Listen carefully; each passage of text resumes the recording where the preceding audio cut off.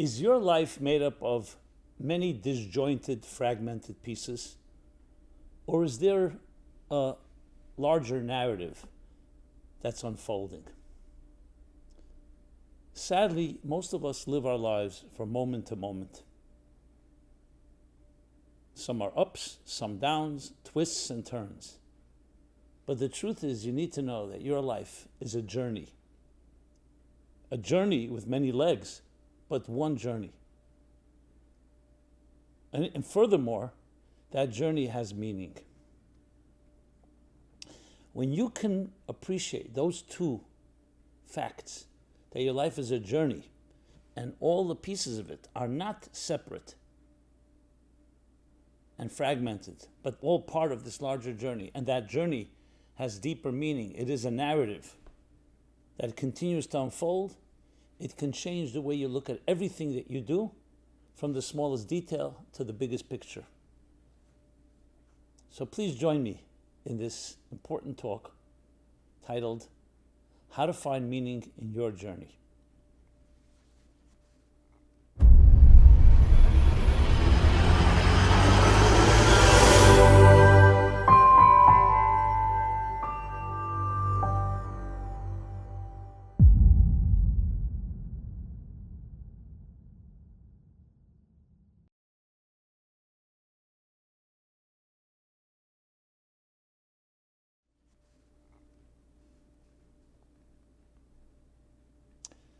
Hi, Simon Jacobson here, and welcome. How to find meaning in your journey. This program is dedicated to a very exuberant happy birthday to Mark Belinsky, with tremendous gratitude to our dear friend and generous supporter. May you and Rebecca and your family only celebrate, and may you live up, which is the whole meaning of a birthday, to the purpose and mission for which you were created, to illuminate and warm your corner of the world with your unique energy. Which is a perfect segue into the topic, how to find meaning in your journey. But the first thing we have to do is begin with how we look at life. The fact of the matter is that the default state of how we look at things is in the moment, which means right now we're in the present, yesterday is yesterday, tomorrow is tomorrow. And essentially our lives become a collection of many different fragmented, disjointed pieces. Obviously there are things that connect to each other. We commute to get to work, we travel to meet family or go on vacation. So there are connections. But if you were to list everything you did on any given day, actually try this. Sit down and list everything that you have done today, from the morning till the evening, from the moment you wake up till the moment you go to sleep. And include also sleep. You'll come up with approximately 100 items. I've obviously tested it. I've done workshops around this. Actually, I have a chapter in Torah Meaningful Life called A Day of Life, a day in your life, a day of life, that talks about this in more detail. So you'll come up with around 100 different items. From the moment you wake up, press the snooze button, finally get out of bed, exercise, shower, groom, have a coffee, breakfast, commute, all the different things that we do. I'm just giving examples. It may be different, maybe different order. Go to work, have a few significant interactions, some less, lunch, evening, you name it. Some days may be very special, but on an average day, you'll come down and you'll find a whole bunch of details. You decided to take a walk during the afternoon, so you went into a store to shop. What is that connected to tying your shoelaces in the morning when you woke up? No connection. So you'll find a bunch of details, and then you start saying, is there a connection between these details? And you won't find many. Some will be connected, most will not. So you'll say, okay, big thing, so what? Life is made up of details, minutia. But imagine this now accumulates day after day, week after week, month after month, year after year, decade after decade, century after century, millennia after millennia. We actually moved from one millennium to another 22 years ago. So now you've accumulated millions, if not billions, of fragments. So you could again say, so what? Big thing. Well, human beings, just like nature abhors chaos, human beings also do. When you walk into your house and you see a mess, and everybody, of course, mess is relative to each person, but everybody has what they call order, it's disturbing. It's disconcerting and quite disturbing. We all need order. Even little children, give them objects of different shapes and sizes, and they'll fit them in to those corresponding holes, because that's what we do. We like order. And when we don't have order, even if we're not conscious of it, it creates turbulence within us. Emotional, psychological turbulence. Because unity is the nature of existence. Look at the human body. A healthy human body is an organism with 30 to 75 trillion cells and so many different components and parts and systems and so on. In a healthy body, they're all working together as one symmetrical whole. That's what health is. If they're not, that's called disease, infection, illness, or even death, God forbid. Same thing, nature. Nature is made up of trillions, even beyond trillions of atoms and subatomic particles. And again, systems, solar systems, universes, planets. And just on Earth alone, how many species are there? And they too work in this symbiotic harmony. And when they don't, it creates problems. So if you think about it, what's going on, it's not just fragments, it's pieces of a puzzle. Sometimes it's very obvious, sometimes you need to study it a bit more. That's essentially what science is, discovering the unifying principles that connect different phenomena that may have seemed initially so fragmented or so separate from one another. An integral unity. So now let's take it back to our lives. Why then do we look at our lives so much details? Because that's the initial perspective of things. When you look at something with your naked eye, you don't see the unifying elements of it. You need to think about it. You see a tree in the forest.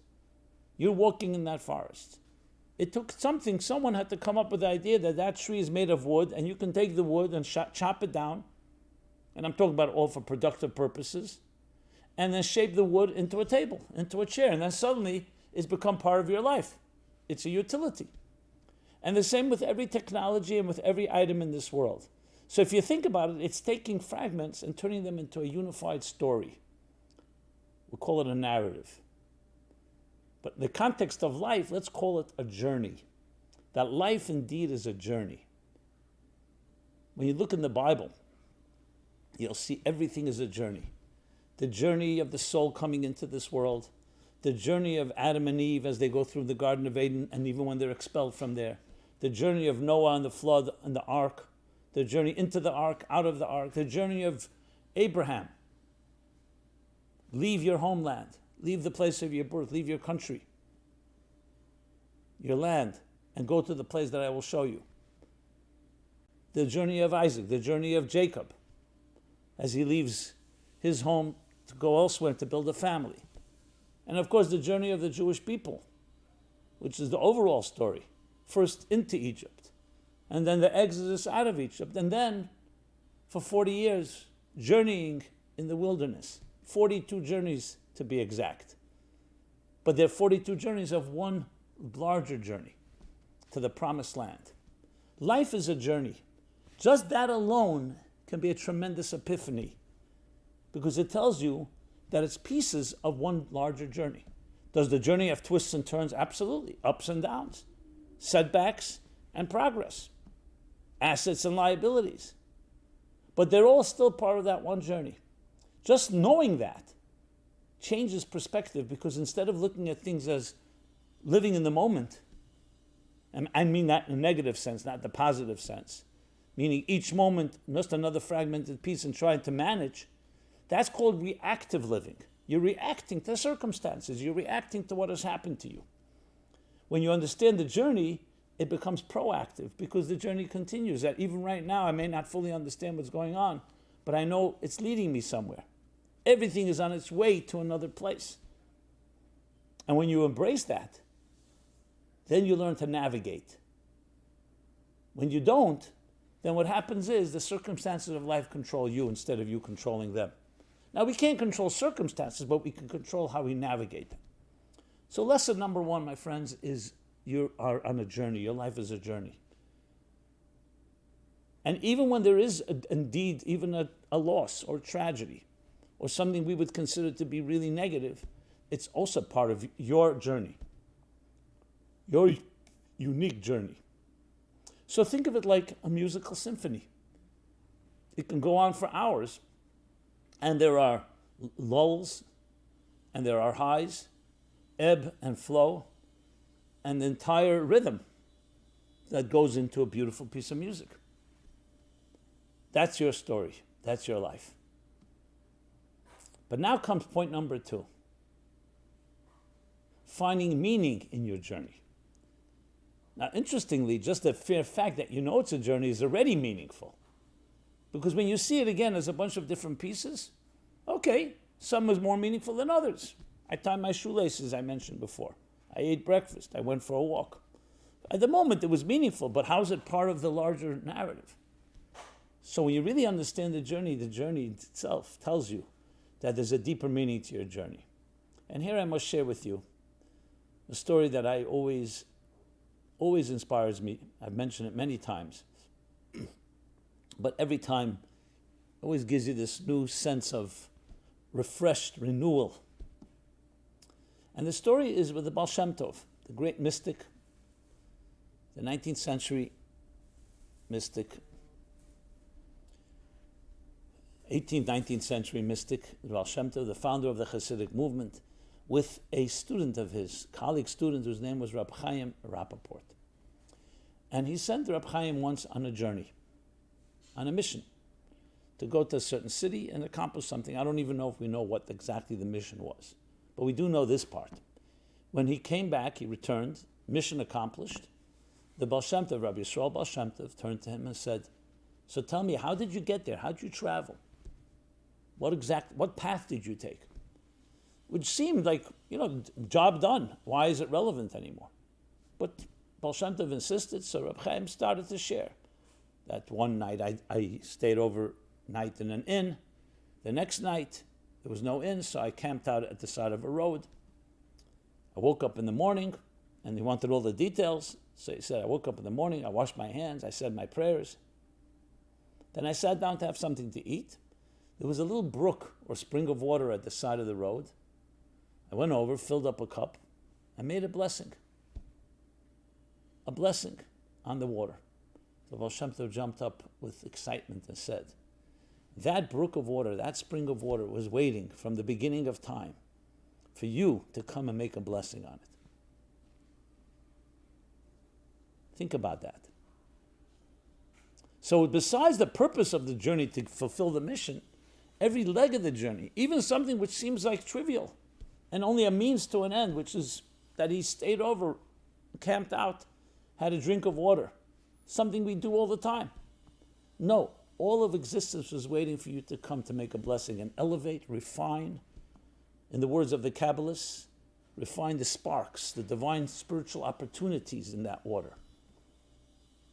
You and I, my friends, have exactly the same opportunities all the time. Every interaction with people, with events, even when you wake up in the morning and there's no one even there, everything is an opportunity. Are you going to extract the so-called the spiritual opportunity, the spark within it? And that is how our journeys become meaningful. Because we're not just traveling either for necessity or for leisure, and then it's over. The travel itself, the journey, every part of that journey is brimming with potent potential, with potent energy, waiting for it to be released by you, by each one of us in our own trajectory. People talk about, I'm bored of my life. monotony. I need some novelty. I need some new rush of excitement. And we look for things. Sometimes they're healthy, sometimes they're not so healthy. Everybody knows in their own heart and soul. But when you have this attitude that you don't need someone to come stimulate you, all you need is an attitude, a perspective to look at your life as the journey and look at every moment and every leg of that journey as an opportunity. Are you utilizing it? That will give you all the excitement you need.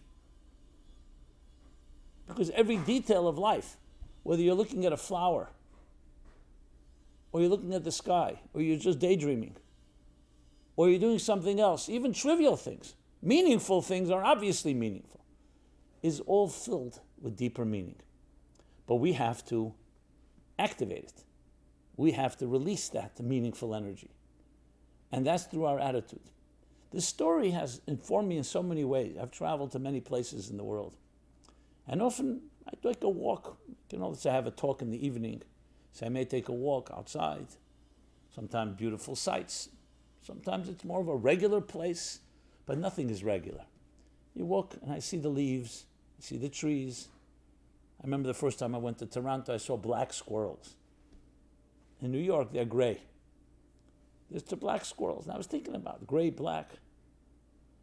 So yes, it's an interesting piece of trivia, but everything has a lesson. And when I walk, I sometimes say, who walked before me here? And is this the road less traveled on or the road everyone travels on? And then I realized even the road that everyone travels on, still, your footsteps have not walked there, have not tread there. So what are you going to do? Is that little road that you're walking on, or in the forest, or on the street, or wherever it may be, do you realize that it's been waiting for you to come there and maybe have a good thought and say something nice, or do a beautiful act? And then that very space and time that has been waiting from the beginning of time and the beginning of space in some way is elevated and some way connects with you. What a beautiful way of looking at life. And you'll say the fact is there are 8 billion others also walking different places or even that place. Well, not everybody walking obviously the same space. So each one are unique. It's like saying different musicians may play the same piece of music, but they play it differently. What are you contributing? What are you bringing to the table?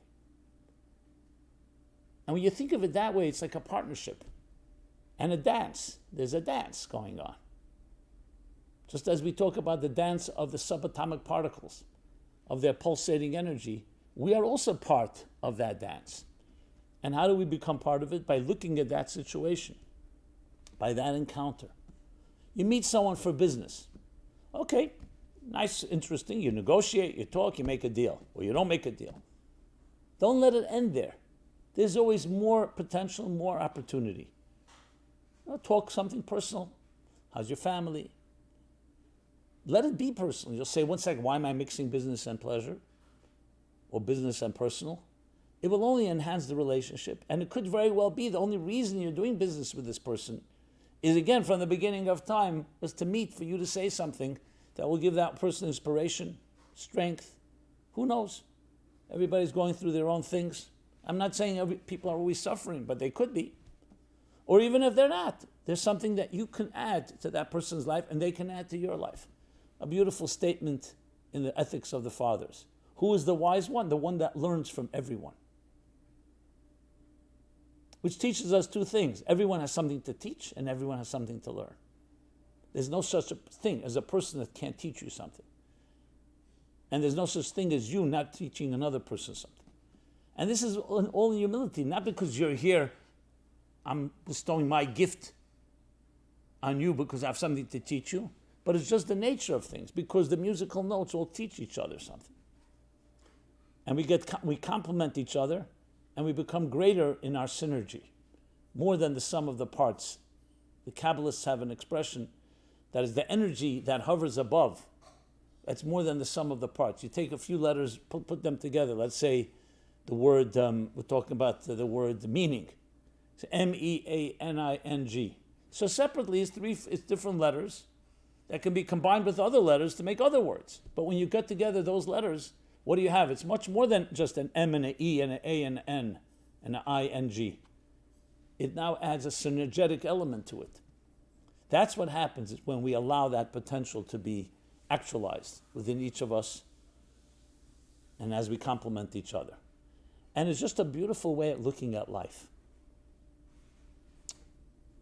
Sometimes dealing with people who've gone through difficulties in their lives, and some have developed a bitterness and anger, a resentment, just have this very down energy, sometimes very critical energy.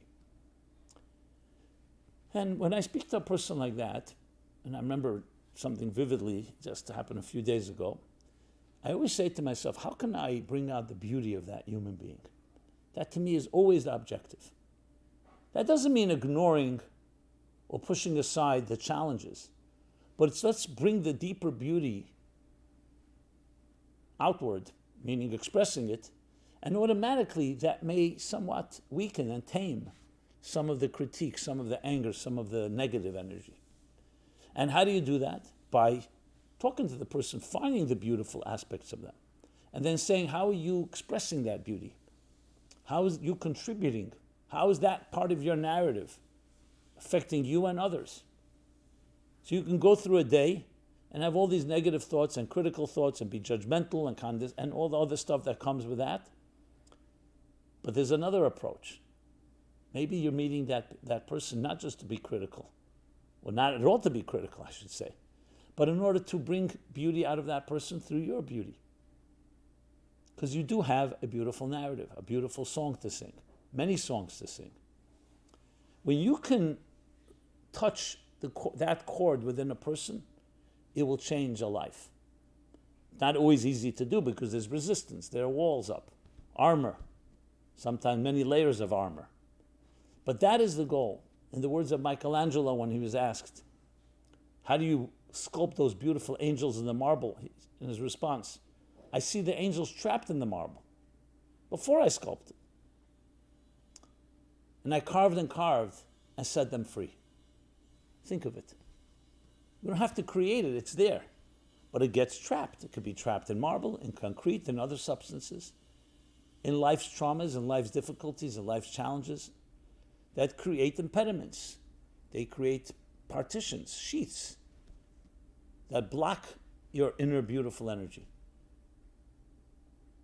But when you see your life as a journey, and you see it as a meaningful journey, because you look at every leg and every detail, whether it's meeting a person, whether it's interacting with an event, whether it's just walking in the street or meditating on nature, anything is potential, tremendous potential energy waiting to be released, waiting to be actualized by you. And not just waiting that moment, waiting from the beginning of time and space. It is indeed an unbelievable way of looking at yourself and your life. It also is empowering because it's a sense of responsibility that you make a difference. You're not negligible, it's not optional, it's not arbitrary. And indeed, when you do act on it, or speak about it, or think about it, you do change the universe in some way. And that makes all the difference. Because then both you are living up to your great potential, and you're also actualizing the potential of everything that you come in contact with. So in addition to everything being part of that larger journey, becomes a meaningful journey, a journey that is infused with a sense of a mission statement, a vision statement that infuses every detail with a deeper meaning. From drinking a cup of water to a step that you take, and every step you take, and every breath you take is infused with this deeper, bigger picture. So in addition to looking at your life instead of a bunch of different fragments, you see a larger narrative. And what's even more beautiful, it's not a narrative that was written for you, though there is a script and there's a choreography, but you're a partner in it. You're a partner. Yes, you get credits. What's your partnership? What will you do? You are part of writing the story and part of the development of the unfolding drama of your life and the life of the universe. Because one key thing is necessary, It's not that you were just brought to these situations and you find yourself there, that God leads the footsteps of a person, but you've utilized the reason you can be brought somewhere and go to sleep or ignore it, or you can actualize it. And that's where we come into play, and that's why we are needed to write and actualize the music, to write the story and narrative and let it play itself out. All of that adds up to a life that's definitely worth living, and a life that is an honor to be part of, a humble honor. And on my end, I will say, it's an honor to intersect and interact with you, an indispensable piece of this larger narrative, of your narrative, of my narrative, the narrative of so many other people, in this glorious journey of so many different intersecting pieces, but all leading to a greater harmony, to a greater synergy, more than the sum of the parts. And this indeed is our calling and mission in general, but I also consider it my personal calling and mission, and that of the Meaningful Life Center, as the name clearly suggests, finding meaning in everything we do. And that is our mission, is to help you find your meaning in your life, help us find meaning, help us all find meaning in each other, and join together in this great harmony within diversity. So please join me in every way possible. I'd love to hear feedback, thoughts, comments, suggestions, and please share with others, because we're not complete until we reach every person on this earth. And every person contributes their unique flavor, their unique melody, their unique touch in this majestic symphony, cosmic symphony, and this majestic work of art. Thank you so much. This has been Simon Jacobson from Meaningful Life Center. MeaningfulLife.com is our main website, where you can find a schedule of programs, events, as well as a wide array of materials, both text, video, audio, podcasts, as well as on all the platforms out there, social media platforms. So please join, please subscribe, and please stay in touch. Thank you so much, and be blessed. This program is brought to you by the Meaningful Life Center. Please help us continue our programs. Make even a small contribution at meaningfullife.com/donate.